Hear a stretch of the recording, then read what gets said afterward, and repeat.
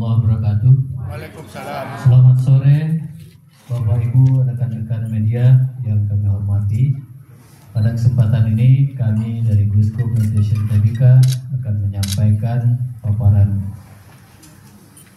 atau public expose terkait dengan profil perusahaan, kinerja operasional 2024, kinerja keuangan 2024, kemudian belanja modal dan target di tahun 2025. Yang pertama, saya akan menyampaikan susunan dari Dewan Komisaris dan Direksi Perseroan. Dewan Komisaris yaitu Bapak Chandra Mindarta Ghazali sebagai Presiden Komisaris. Mohon maaf, beliau berhalangan hadir.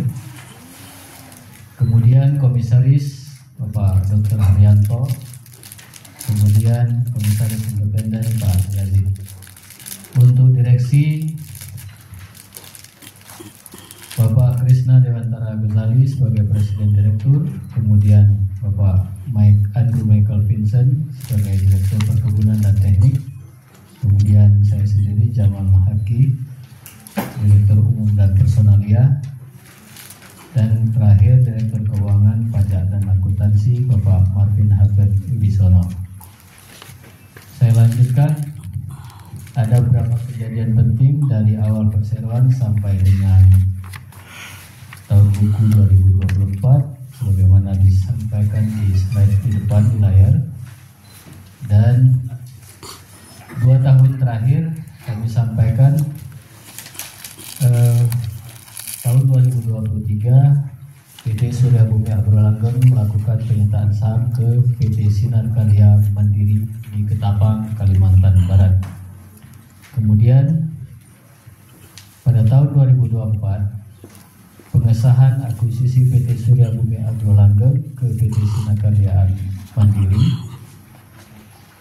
PT Cahya Pidi Abadi telah selesai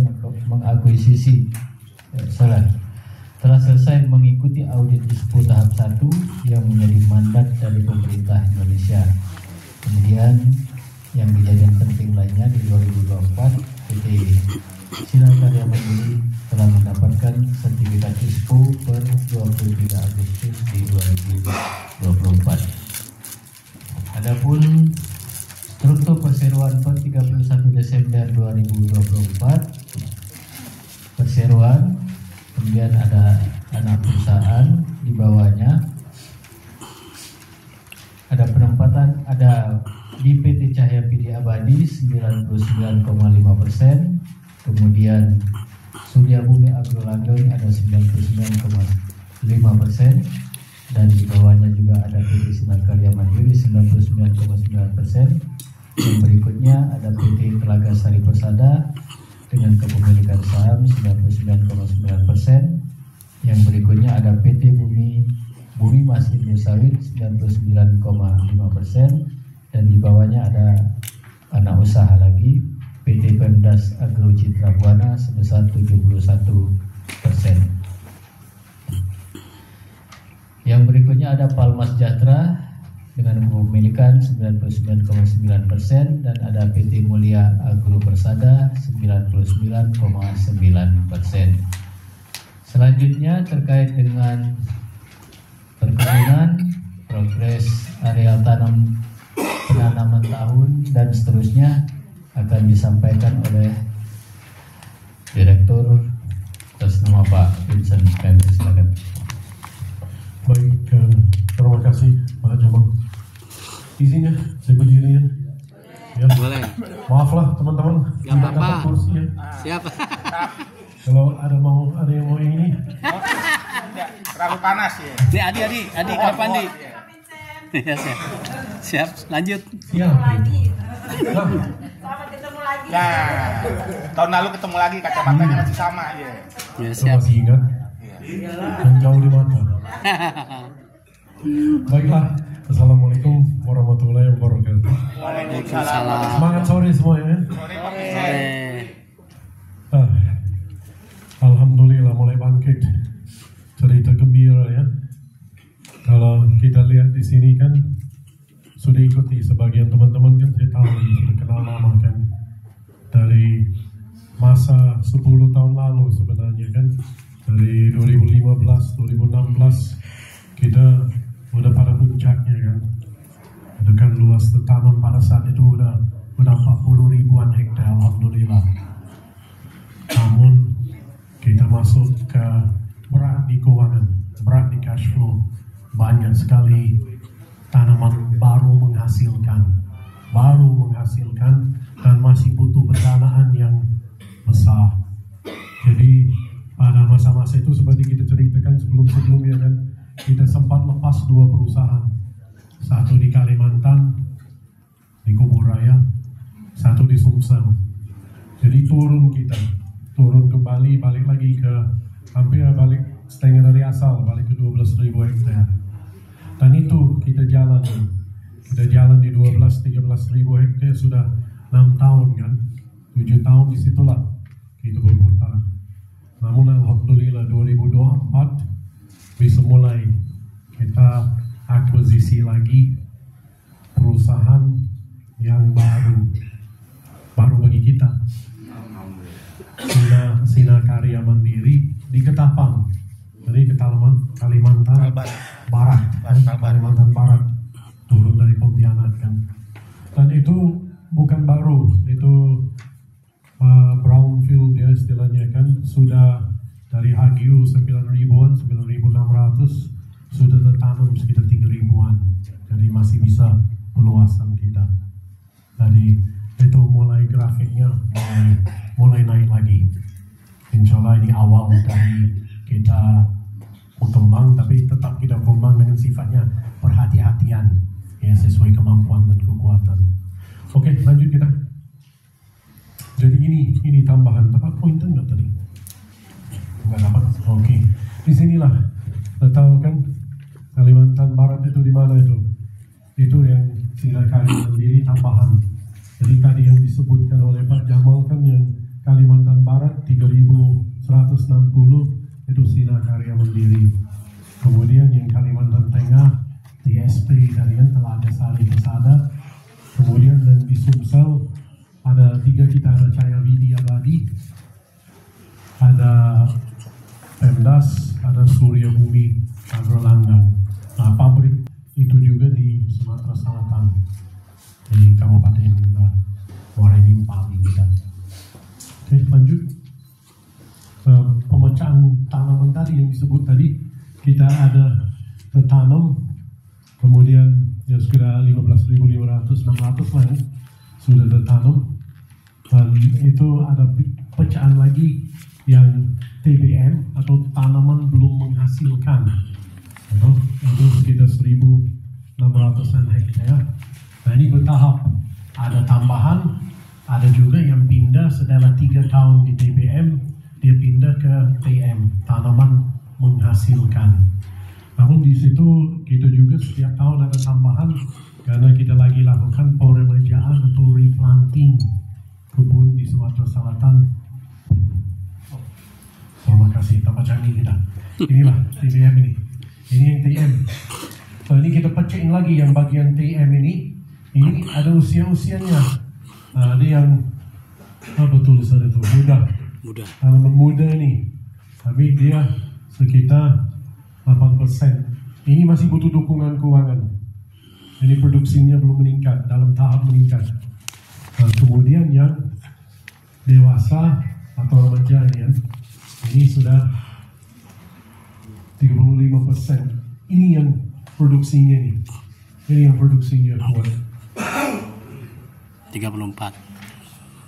Kita dapat 100 dari mana nih? 34 plus 34 plus 8 kan? Enggak 100 itu. Bacaan dari 89 kali ya. Tapi itulah kira-kira lebih dari separuh sebetulnya yang sudah TM dewasa atau remaja. Inilah produksinya kuat ini nih. Kemudian yang tua sedikit nih, 4.000-an. Ini yang tanaman tua. Nah ini yang tahap kita replanting sekitar 1.000 setahun. 1.000 setahun kita potong-potong ini, kita tanam ulang. Dia pindah dulu ke TBM, baru dia pindah ke TM muda. Oke, lanjut. Nah ini dia. Mundur dulu. Lalu cepat ke ini. Ini buah brontolan namanya. Inilah yang kita hidup, kita dapat minyak dari brontolan ini, dari buah sawit. Ini yang kita olah. Ini ada daging kuning, isinya CPO atau crude palm oil di dalam ini. Ada juga di dalam ini palm kernel atau inti sawit. Itu biji-bijian itu yang kita jual. Coba mundur dulu ke slide di awal. Mundur. Terus. Satu lagi. Ini inti atau inti sawit atau palm kernel. Di dalamnya kayak kelapa, putih kayak kelapa di dalam itu. Ada cangkangnya atau shellnya. Kemudian yang kuning ini yang daging atau mesokarp yang mengandung CPO. Oke, balik kita tadi. Ini. Nah inilah CPO-nya. CPO pemanfaatan utama apa saja? Yang utama apa? Crude palm oil. Ya, crude palm oil itu manfaatnya terutama apa? Jam 4 orang Indonesia jam 4 sore apa? Minyak goreng. Gorengan kan? Gorengan, betul. Iya. Belum jawab, dikit lagi Pak. Jadi gorengan. Ya, pemanfaatan utama itu minyak kelapa sawit itu kalau tidak disebut, kalau cuma sebut vegetable oil itu palm oil itu palm oil. Gunanya lain sekarang apa? Yang kita pakai crude palm oil ini untuk apa? Biodiesel, betul. Jadi turunan lagi dari crude palm oil yang utama itu minyak goreng. Yang kedua ada turunan lagi di bawah itu namanya fatty acid methyl ester. Itu yang dicampur dengan solar minyak bumi untuk menghasilkan biodiesel. Jadi itu larinya ke situ CPO. Tapi di tingkat kami jual CPO. Kemudian intinya yang palm kernel tadi, palm kernel dapat apa? Kita jual itu palm kernel yang bagian putihnya yang dipres, yang bagian kelapanya dapat namanya palm kernel oil. Palm kernel oil. Nah itu dimanfaatkan untuk apa Bu? Apa? Santan. Kalau kelapa betul.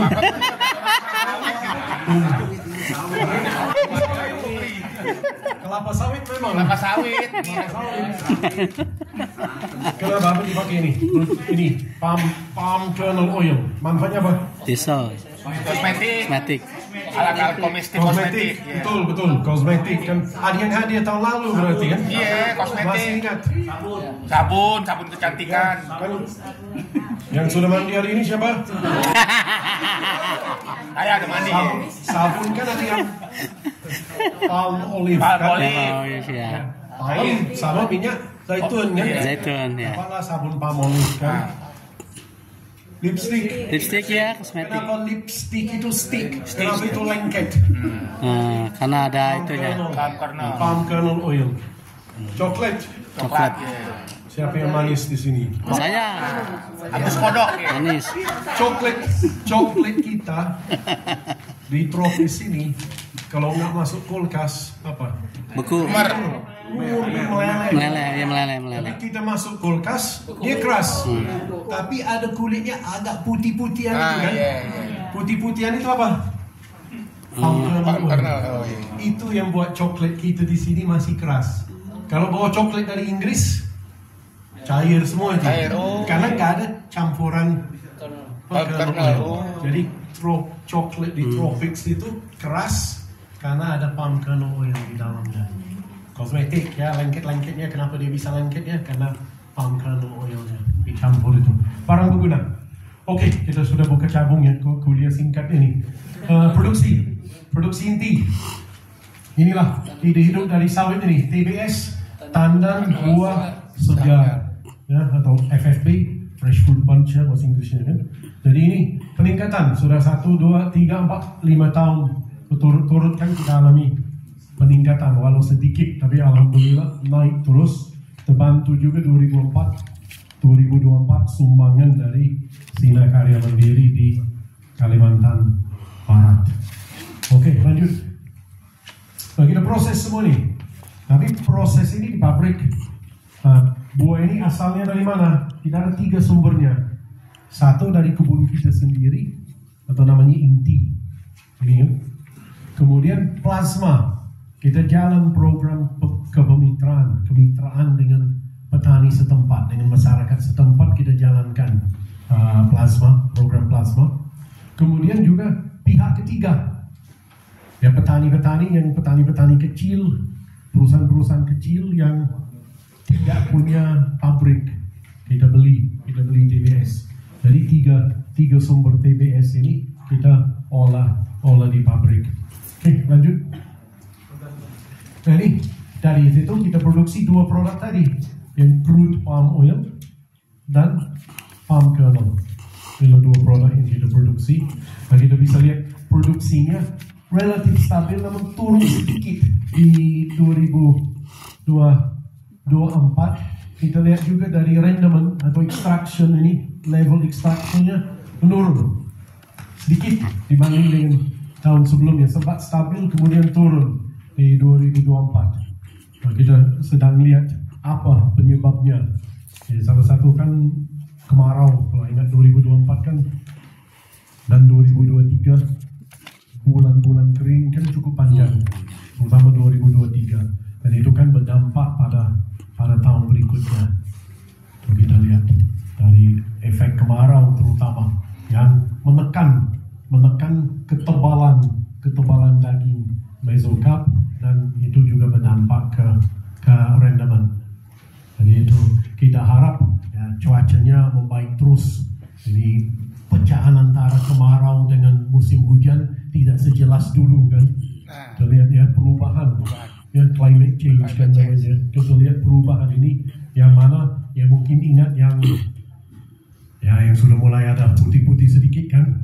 Dulu kan kemarau itu kemarau benaran kan.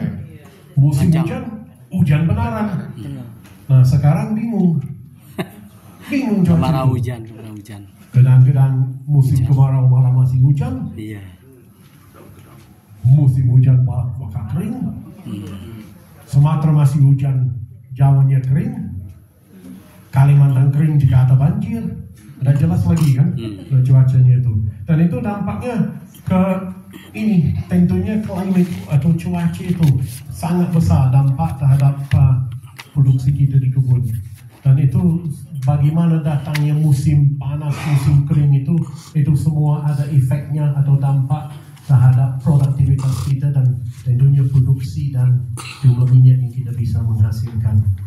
Oke, lanjut. Keuangan. Ya, ini bagian tidak seasik urusan kebun kan. Tapi itu yang penting. Bagi kami juga pemegang saham yang beri kepercayaan kepada kami untuk mengolah kebun, ya, bagian keuangan pada ujungnya kan.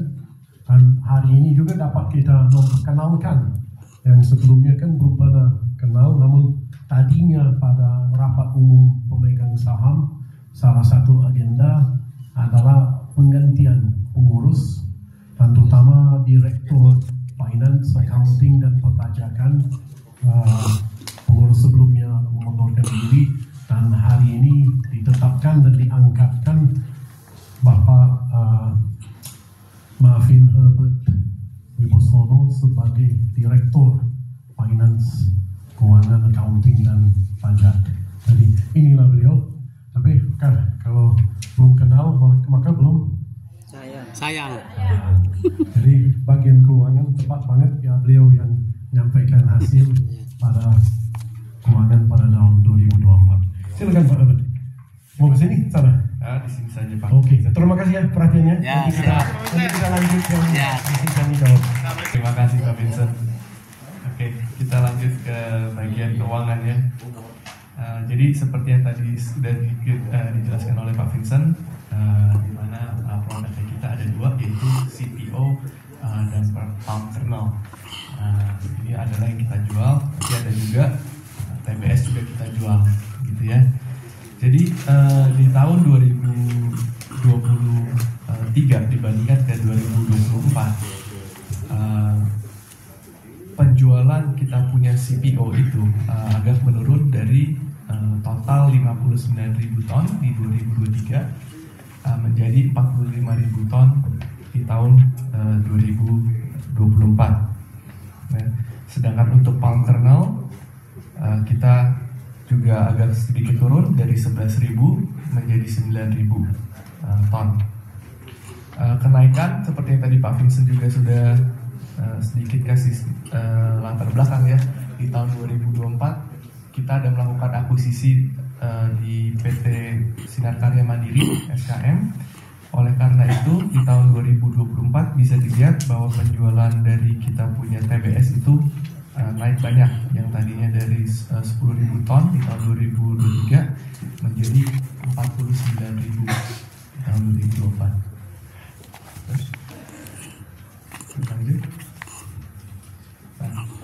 Walaupun secara penjualan CPO dan palm kernel tadi ada penurunan, tapi di tahun 2024 juga kita ada menikmati kenaikan dari harga rata-rata komoditi.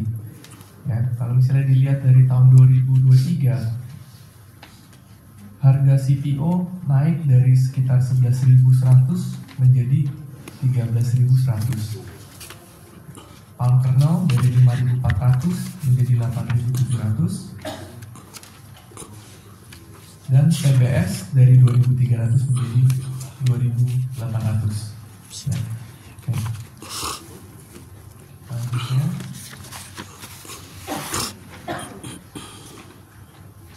dari volume penjualan dan juga kenaikan dari harga rata-rata yang tadi saya jelaskan di slide sebelumnya, maka penjualan di tahun 2024 itu kita mencapai 804 miliar, naik 8%, sekitar 8,1% dibanding tahun 2023 yang mencapai 744 miliar.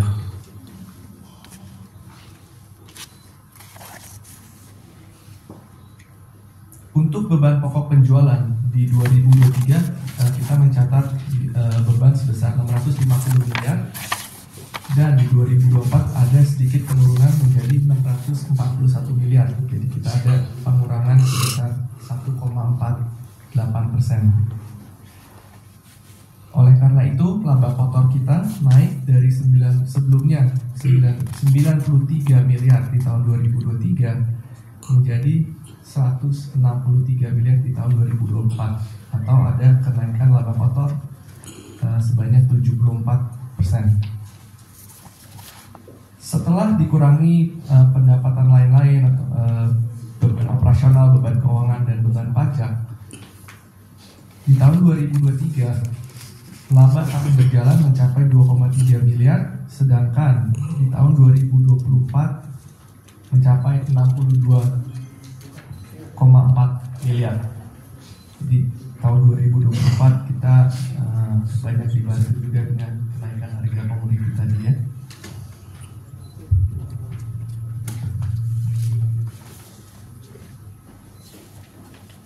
Untuk posisi neraca, aset lancar turun dari 572 miliar menjadi 286. Namun untuk aset tidak lancar kita naik dari sekitar 1,54 triliun menjadi 2 triliun. Jadi net aset kita bertumbuh sebanyak 10%. Untuk yang liabilitas, total liabilitas, kita juga ada sedikit kenaikan dari sebelumnya 949 miliar menjadi sekitar 1,1 T. Selanjutnya untuk proyeksi dan realisasi produksi di tahun 2024. Di tahun 2024 proyeksi untuk produksi TBS inti kita adalah 191.000 ton. Sedangkan realisasinya kita mencapai 225.000 ton atau 18% di atas budget, di atas proyeksi.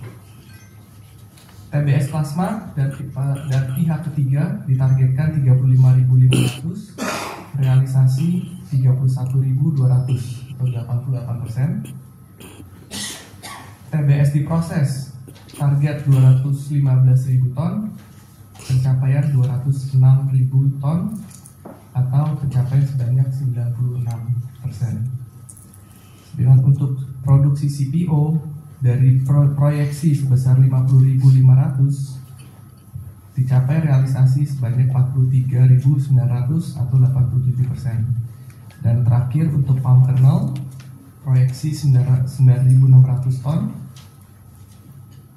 pencapaiannya 9.123 atau 94%. Untuk belanja modal di tahun 2025 yang sudah dianggarkan adalah sebesar 152 miliar, di mana 84 miliar akan digunakan untuk penanaman baru, replanting, dan juga perawatan tanaman masa TBM.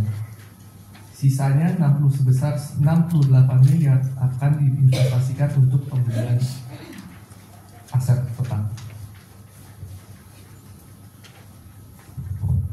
Untuk tahun 2025, target produksi adalah untuk TBS inti sebesar 232.000 ton,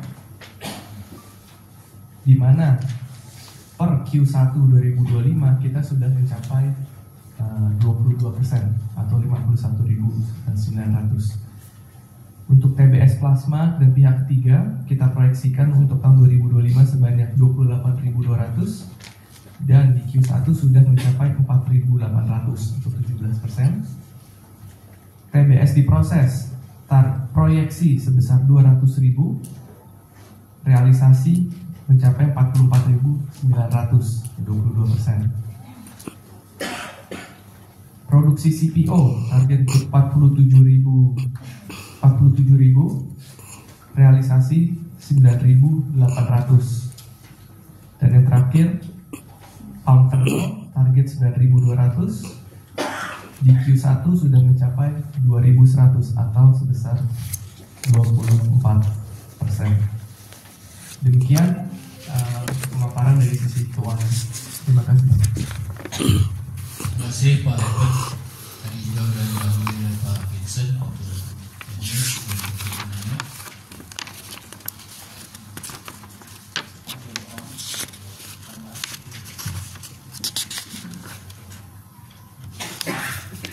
Kita lanjutkan dengan sesi tanya jawab.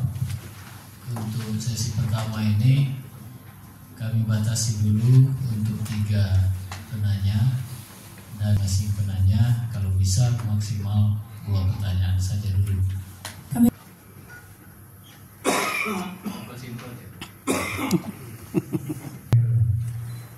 Saya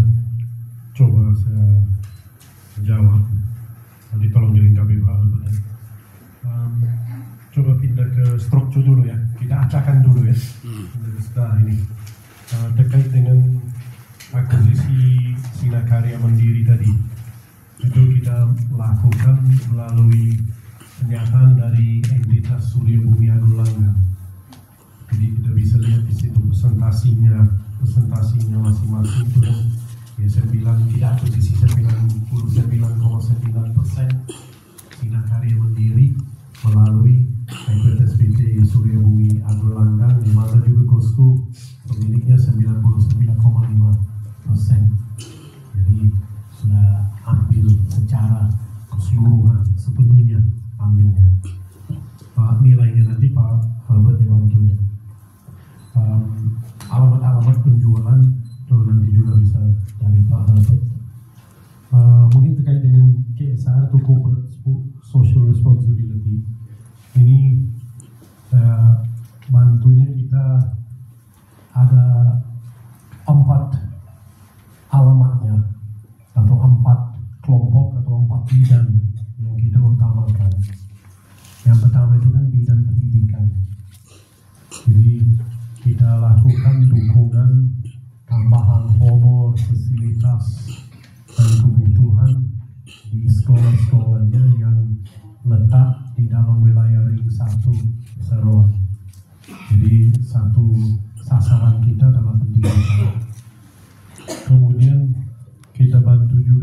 kesehatan. Dan juga lakukan bantuan ke klinik-klinik atau bidan yang ada di ring 1 perusahaan. Kita bantu situ sesuai kebutuhan dan permohonan. Demikian juga infrastruktur itu bisa perbaikan jalan desa, bisa juga penyediaan air bersih, buat sumur, hal-hal seperti itu kita bantu. Lengkapnya ada di dalam laporan tahunan, termasuk dalam juga hari-hari besar keagamaan, 17-an dan lain sebagainya. Kita ikut juga menyumbang pada desa-desa kecamatan yang ada di sekitar Sarawak. Berikutnya terkait dengan peremajaan. Peremajaan kita dah start dari 2023. Kita tahap awal 300 hektar di 2023. Kemudian di 2024 kita lanjut dengan 1000 hektar, itu kan sedang progres. Dan tahun depan juga 1000 hektar lagi. Jadi kita turunkan 1000 ke depan. Dan ini masa-masa beratnya. Baru tahun 2000, pertengahan 2026 akan mulai produksi yang 300 hektar pertama. Jadi di usia 35-36 bulan dari tanam mulai menghasilkan. Jadi posisi kita tahun ini akan berkurang 1.300. Tahun depan akan berkurang 3.300 dan baru mulai produksi pertengahan tahun depan 300 pertama. Kemudian dividen ini mohon maaf diputuskan atau ditetapkan di dalam rules tadi. Walau kita ada laba bersih sekitar 60 miliar, itu karena kita masih punya defisit dari kerugian yang kita alami di masa lalu. Dan kita tetapkan pada tahun buku 2024 tetap belum bisa dibagi dividen. Kemudian yang berikutnya penurunan apa tadi Pak? Maaf lah, ini mic-nya agak ini tadi ya. Kendalanya Pak, kendala untuk yang 2025 itu penurunan. Oh iya, kendala seperti biasa yang kita lihat di kendala Pak. Kami di sini kan price taker, bukan price maker. Artinya kita ikut pasar dunia. Bukan kita tetapkan harga, tapi kita terima harga. Dan kita lihat tekanan perekonomian di dunia kan tahun lalu kan harganya cukup bagus. Awal-awal tahun ini juga masih cukup bagus, tapi apa kebertahan? Dan ini sesuatu yang sulit diprediksi dengan dinamika politik sebetulnya. Ada dinamika politik, kemudian beberapa perang yang sekarang berlangsung, dan kita semua tidak dapat prediksi dampak terhadap perekonomian dunia maupun harga komoditi kita.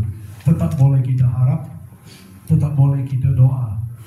Namun di dalam kita buat proyeksi, kita selalu ambil posisi moderat lah, posisi kita ambil. Jangan terlalu kita prediksinya. Syukur-syukur lebih baik, tapi bisa jadi kan kita nggak bisa prediksi harga di situ. Cuaca, kendala lain kan sering itu cuaca. Berarti kita bicara tadi itu sulit kita prediksi, dan cuaca yang ekstrim maupun hujan yang ekstrim atau kemarau yang ekstrim ini juga jadi tantangan atau kendala bagi kita di kebun.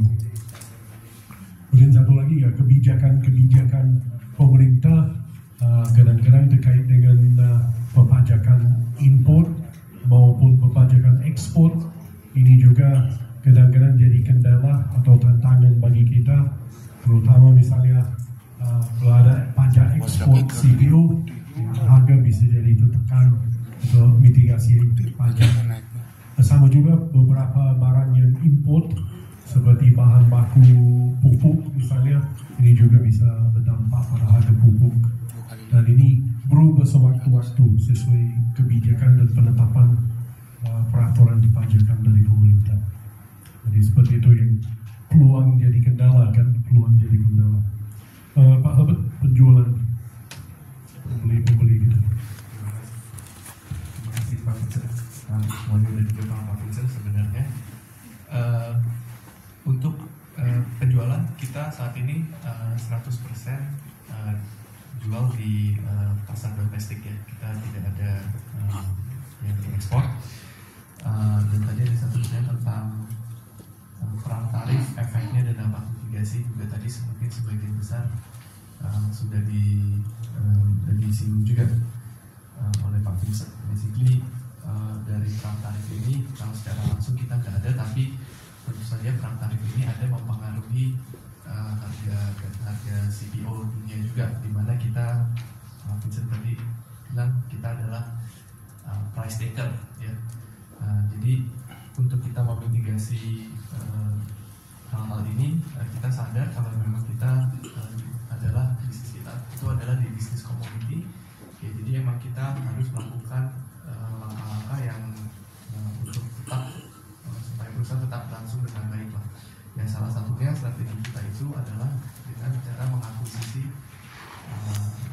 SKM di 2024 yang dimana produksinya sudah lumayan baik. Itu saja tambahan dari saya. Terima kasih. Terima kasih Pak Herbert dan Pak Vincent. Kami buka sebuah sama 3 orang lagi. Tadi dari Adi. Pak Adi Kodok. Iya. Akuisisi SKM di 2024 370 M sama angka Q1 proyeksinya itu ya. Iya. Singkatnya sih sebenarnya di tahun 2024 kita SKM itu masuk ke kita di bulan Februari. Di awal tahun sebenarnya waktu kita melakukan akuisisi. Dan tujuan kita untuk akuisisi SKM itu bukan untuk R&D atau lain-lain, tapi emang benar-benar untuk pengembangan dari bisnis usaha kita. Kemudian lebih ke situ, karena yang kita beli juga masih ya kebun sawit yang dimana terus sudah ada pengalaman untuk tahun lebih. Tapi kebun sawitnya udah siap berarti gitu Pak? Sebagian udah jadi, tapi juga masih ada lahan yang masih land bank untuk kita untuk tanam lagi. Oh gitu, land bank berarti Pak ya? Masih ada juga. Makanya tadi kalau Bapak lihat di tahun 2024 TBS-nya itu kita naiknya lumayan banyak. Iya. Banyak kontribusi dari yang udah jadi SKM itu ya? SKM. Yang pertama. Terus untuk yang pertanyaan kedua, untuk angka tadi yang 2025 kita ada budget atau proyeksi tahun 2025. Untuk angka Q1 itu sebenarnya sudah realisasi Pak. Jadi itu udah bukan apa istilahnya kemungkinan kita Berubah. mencapai itu berapa, tapi emang itu udah kita tutup buku dan juga udah angka realnya itu. Angka realnya berarti ya? Itu udah angka realnya.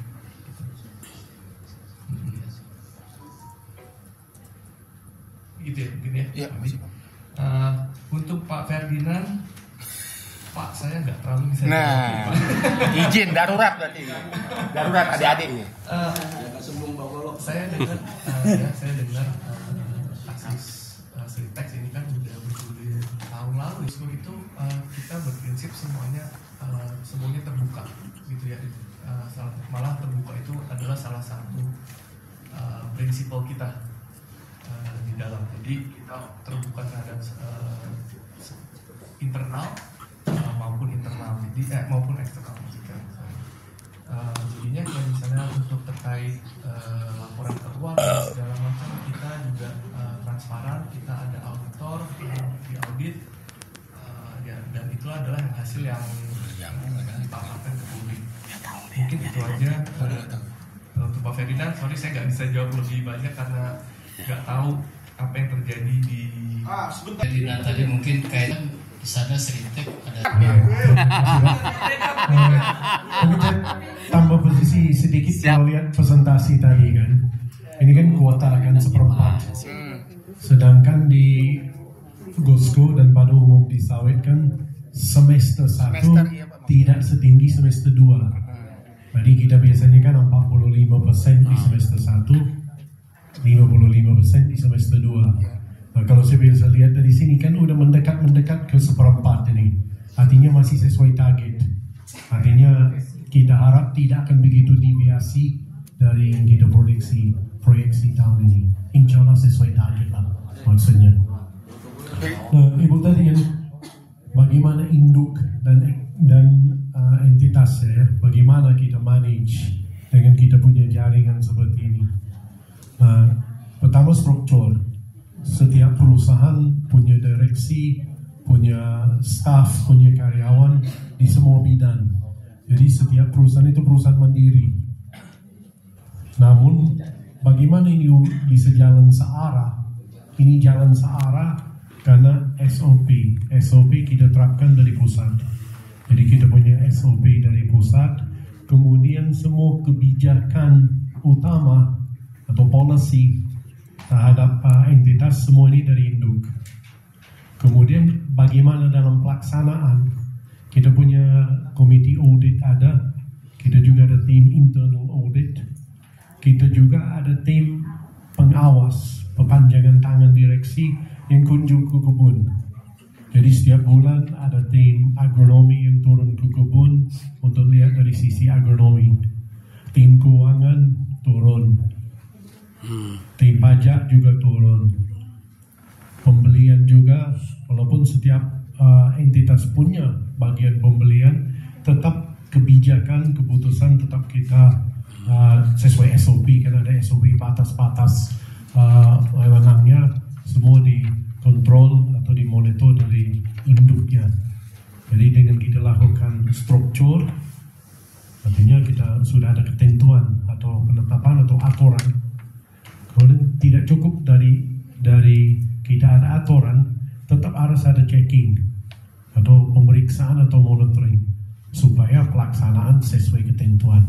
Nah ini yang kita turunkan tim setiap bulan secara acak dari induk berkeliling untuk memastikan semua kebijakan jalan sesuai ketentuan. Jadi dengan itu kita bisa lakukan manajemen searah atau satu sistem. Nah, transparansi ini kan terjamin. Ya, baik itu jadi item-item atau poin-poin di dalam Indonesia Sustainable Palm Oil, bagian dari sertifikasi program Indonesia Sustainable Palm Oil, kita ada transparansi di kebun. Itu ada satu bagiannya. Termasuk juga kita sebagai, tadinya kembali kan sebagai perusahaan TBK atau perusahaan terbuka. Itu juga menjamin, seharusnya ya, menjamin beberapa ketentuan sendiri dari OJK terhadap keterbukaan dalam pelaporan dan pekerjaan yang kami laporkan hari ini.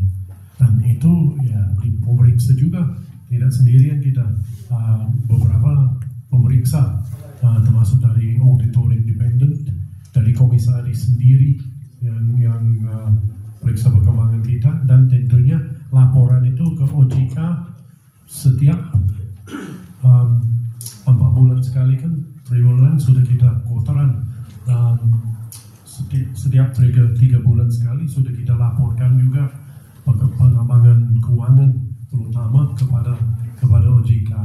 Jadi ini semua mengarahkan kepada good corporate governance. Ini kita bicara saat ini kepada good corporate governance supaya perusahaan bisa berjalan secara baik dan benar, terbuka, dan tentunya melindungi hak-hak pemegang saham. Dan ujung-ujung yang kami jaga itu kepercayaan dari pemegang saham kami sebagai pengurus persamaan. Baik, terima kasih, mudah-mudahan terjawab. Terima kasih, udah solusi pertanyaan dari 6 media. Sudah cukup ya? Mantap. Cukup ya, udah sore. Mudah-mudahan sudah mengakomodir apa yang disampaikan, sudah menjawab itu semua. Mohon doanya, Gosko ke depan tidak seperti Sritek dan bisa merealisasikan merealisasikan rencana anggaran yang sudah dibuat. Sekali lagi kami ucapkan terima kasih. Mohon maaf atas segala kurangannya. Assalamualaikum warahmatullahi wabarakatuh. Selamat sore. Benar. Izin ya. Awas ini kena ini.